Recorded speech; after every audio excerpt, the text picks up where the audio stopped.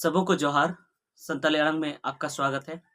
तो दोस्तों, मैं एक बार ट्रेन से सफ़र कर रहा था और मैं कोलकाता जा रहा था और वह ट्रेन जिसमें मैं चढ़ा था वो नई दिल्ली से आ रही थी और उस ट्रेन में बहुत सारे लोग सफ़र कर रहे थे और मैं जहाँ पर बैठा था उसके अगल-बगल बहुत सारे लोग बैठे थे, जो कुछ ब्राह्मण थे, कुछ मुसलमान थे और कुछ अन्य जातियों के लोग थे।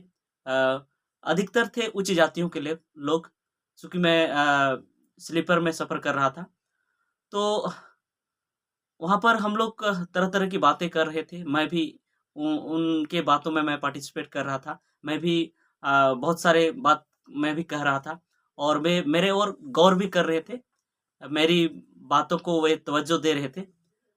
तो ऐसे ही बातें करते-करते दोस्तों बीच में जाति की बात आ गई। तो जाति की बात आ गई तो सभी लोग अपनी-अपनी जातियाँ बताने लगे, एक-दूसरे की जातियाँ पूछने लगे। तो कोई ब्राह्मण बताने लगे, कोई मुसलमान बताने लगे, कोई बनिया बताने लगे, कोई मतलब जो उन लोगों की जाति थी अ, बताने लगे।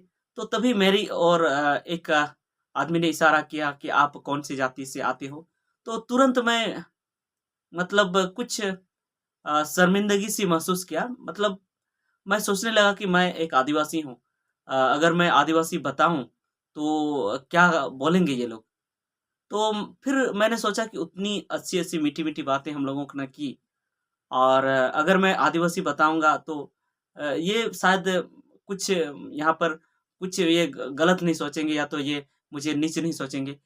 तो मैंने बता दिया कि मैं एक आदिवासी हूँ। जैसे ही मैंने आदिवासी बताया तो सबों के चेहरा को मैंने देखा।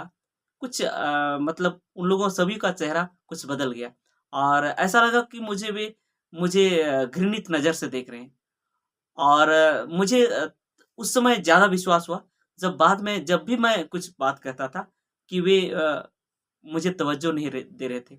मेरी बातों पर वे गौर नहीं कर रहे थे और मुझे अलग ही नज़र से देख रहे थे कि मेरा कुछ भी दिमाग नहीं है या तो मैं नीच जाति से हूँ।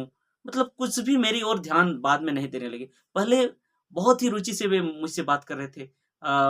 मेरी बातों को भी सुन रहे थे। लेकिन जैसे ही मैंने अपनी जाति बताई कि मैं आदिवासी हूँ, एसटी हूँ, तो उन्होंने मेरी बातों की ओर ध्यान देना बंद कर दिया। तो दोस्तों, मैं बात इसलिए कर रहा हूँ इसका कि हम जन्म से आदिवासी हैं, बहुत पहले से आदिवासी हैं।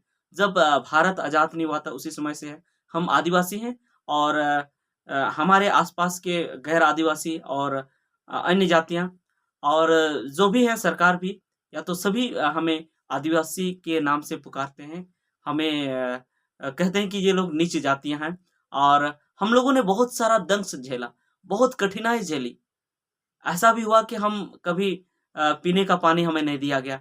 ऐसा भी हुआ कि हम उसके घर गए, वहाँ पर बैठने नहीं दिया गया। ऐसा भी हुआ कि हम उसके घर गए, वहाँ पर हमने काम किया, हार्ड काम किया, लेकिन खाने को दिया गया तो गोहाल में दिया गया। जहाँ पर बकरी-भेड़ को रखता था, वहाँ पर दिया गया। और इस तरह से हमने बहुत सारी कठिनाई झेली, आदिवासी होने के कारण। और इसीलिए मतलब ऐसे ऐसे जगह भी कहीं पर हुआ, जैसे ऑफ़िस में भी ऐसा हुआ कि हम आदिवासी होने के कारण कर्मचारी हमसे बात करने को राज़ी नहीं हुआ।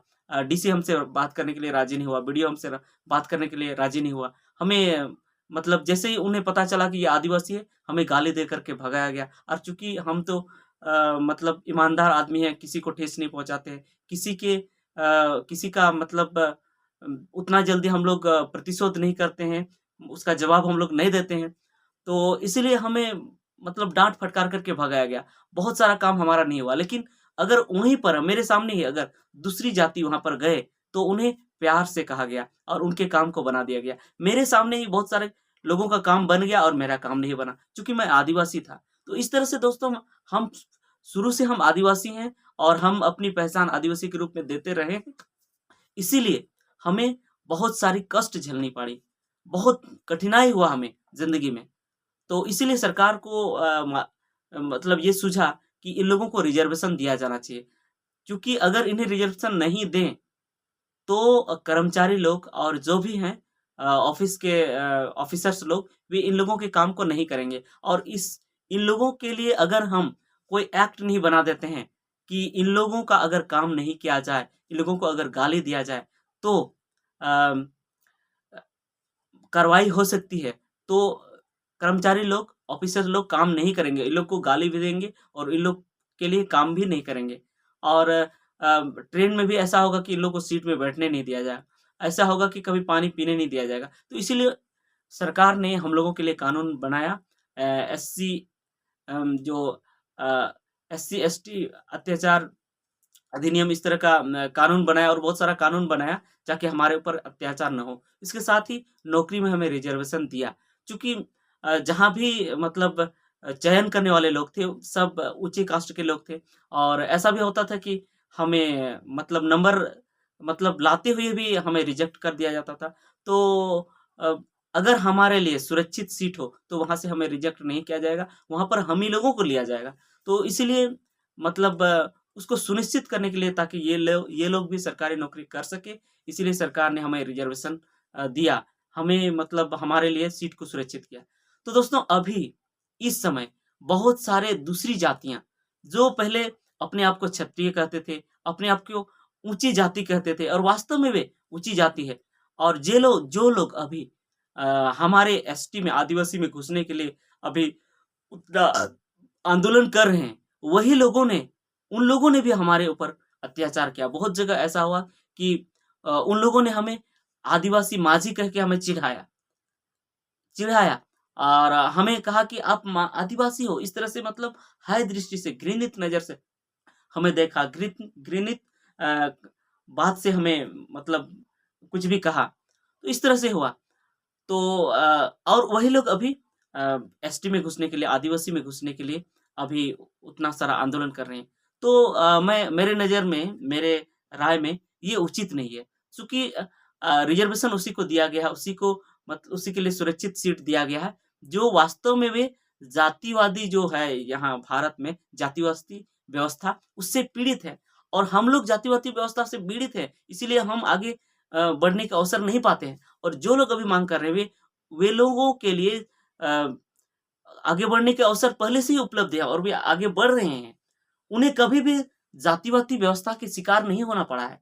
उनको कभी भी मतलब ये जो छुआ-छूत का शिकार नहीं होना पड़ा है। ना तो कुर्मी को होना पड़ा है, ना तो तेली को होना पड़ा है, ना तो घटवार को होना पड़ा है, ना तो जो भी जातियाँ अभी अ, एसटी में घुसने के लिए, एसटी सूची में अपने आप को घुसाने के लिए जो मेहनत कर रहे हैं, आंदोलन कर रहे हैं, उन्होंने कभी छुआ-छूत का दंश नहीं झेला, अत्याचार का दंश नहीं झेला, अस्पृश्यता का दंश नहीं झेला, उस सब का मतलब कठिनाई नहीं सहा है उन लोगों ने। तो उन लोगों को आदिवासी में कैसे घुसाया जाए? कुर्मी अभी बहुत ही ज़ोर-शोर से आंदोलन कर रही है कि हमें आदिवासी में शामिल करो, लेकिन कैसे उन्हें आदिवासी में शामिल किया जाए? उन लोगों ने तो अपने आप को क्षत्रिय कहा। कभी शायद ऐसा नहीं हुआ होगा कि कहीं ट्रेन में लोग उससे बात कर रहे हैं और वे अपने आप को आदिवासी कह रहे हैं और उससे लोग घृणा कर रहे हैं। वैसे कभी हुआ ही नहीं, क्योंकि उन लोगों ने कभी भी आदिवासी अपने आप को कहा ही नहीं। कहीं भी उन लोगों ने सफ़र किया, खुद को हिंदू कहा, या तो क्षत्रिय कहा या कुर्मी कहा। आदिवासी नाम से उन लोगों ने कभी अपने आप को कहा नहीं। और उन लोगों को कभी भी उच्च जातियों ने आदिवासी कहा ही नहीं और आदिवासी कह के या तो समझ के उन लोगों के साथ छुआ-छूत नहीं किया। उन लोगों के साथ यातना नहीं किया, उन लोगों के साथ अ, दुर्व्यवहार नहीं किया और हम लोगों के साथ दुर्व्यवहार हुआ। तो जिन लोगों के साथ दुर्व्यवहार हुआ, उसी को आदिवासी सूची में रखा जाना चाहिए। क्योंकि पुराने काल से वे आदिवासी का दंश झेल रहे हैं, आदिवासी का कठिनाई झेल रहे हैं आदिवासी होने के कारण। और अगर अभी जो लोगों ने कठिनाई नहीं झेला, जो लोगों ने इसका कुछ भी मतलब दुःख नहीं सहा, उसको अगर आदिवासी में घुसाया जाए, फिर हमारे हिस्से का क्या होगा? हम तो अभी भी झेल रहे हैं और अभी भी उचित सम्मान हमें नहीं मिल पाया है, उचित प्रतिनिधित्व हमें नहीं मिल पाया है सरकारी नौकरी में। चूँकि अ, बहुत सारी ऐसी जातियाँ हैं जो पहले भी आदिवासी सूची में घुस चुके हैं। वास्तव में वे आज़ादी के पहले अ, आदिवासी में नहीं थे और उन लोगों ने आदिवासी होने का कठिनाई, आदिवासी होने का दंश, आदिवासी होने का दुःख नहीं झेला है और उन लोगों को आदिवासी सूची में घुसाया गया। तो मैं सभी से यही कहना चाहता हूँ, सरकार से भी यही कहना चाहता हूँ कि उन लोगों के आंदोलन को देख कर के, उन लोगों के दबाव को देख कर के उन्हें आदिवासी न बनाया जाए। बल्कि अभी जो आदिवासी हैं, उन लोग को उचित सुविधा दिया जाए ताकि वे अपने जीवन स्तर को ऊँचा कर सकें। लेकिन अभी जो फ़िलहाल जो आदिवासी हैं, उन्हीं लोगों का जीवन स्तर अभी नीचे है और अगर उसी सूची में अगर गैर आदिवासी को वहाँ पर घुसा देते हैं, तो इन लोगों का क्या होगा? क्योंकि आप तो देंगे एक ही थाली में और अगर आप एक थाली में देंगे, तो जो ताकतवर होंगे, वे लोग उस थाली को चुरा ले जाएँगे, तो फिर इन लोग क्या खाएँगे? तो इसीलिए दोस्तों मैं सभी से कहना चाहता हूँ कि आप कुछ समझिए, मैं कुर्मी लोगों से भी कहना चाहता हूँ कि आपने छुआ-छूत का दंश नहीं झेला, अस्पृश्यता का दंश नहीं झेला, उसकी कठिनाई को आपने नहीं झेला, आपके साथ छुआ-छूत नहीं हुआ और वास्तव में जो रिज़र्वेशन दिया गया है, वो छुआ-छूत के आधार पर दिया गया है, जाति के आधार पर दिया गया है। जिन लोगों के साथ छुआ-छूत होता था, जिन लोगों को नीचे समझा जाता था, उन लोगों को आदिवासी में एसटी सूची में रखा गया और उसके लिए कुछ निश्चित प्रावधान किए गए, नौकरी में और दूसरे कुछ में। तो इसीलिए दोस्तों अ, हम लोगों को समझने की ज़रूरत है कि किन लोगों को आदिवासी सूची में घुसाया जाना चाहिए और किन लोगों को नहीं जाना चाहिए। वैसे तो मैं कहता हूँ कि किसी को भी अभी आदिवासी सूची में घुसाने की ज़रूरत नहीं है, आदिवासी सूची में डालने की ज़रूरत नहीं है, बल्कि अगर उन लोगों को कुछ अगर वैसे कुछ उन लोगों को नहीं मिल पा रहा है, तो उन लोगों के लिए अलग से व्यवस्था किया जाए। अगर कुर्मी लोग कहते हैं कि हमारे ज़मीन को खरीदा जा रहा है, हमारे ज़मीन को ज़मींदार लोग लूट रहे हैं, तो कुर्मी जातियों के लिए अलग से व्यवस्था कर दिया जाए कि उनके ज़मीन को जैसे कि दूसरी जातियाँ खरीद ना सकें। और जो भी वे लोग माँग कर रहे हैं, उसके उनके जातियों के लिए कुछ अलग से व्यवस्था कर दिया जाए। क्यों उन लोगों को आदिवासी सूची में घुसाया जाएगा? क्यों वो लोग आदिवासी में घुसना चाहते हैं? आदिवासी का के लिए का जो कठिनाई है, आदिवासी जो दुःख सहा, वो तो उन लोगों ने सहा नहीं। अब जब उन लोगों ने सहा नहीं, तो उन लोगों को अभी आदिवासी में क्यों घुसाया जाएगा? क्यों आदिवासी के हिस्से को उन लोगों को दिया जाएगा?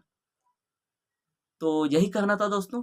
कितना मैं स्पष्ट कर पाया आप लोगों के सामने आप लोगों को समझाने में कितना मैं समर्थ हो पाया, ये तो आप ही जानेंगे।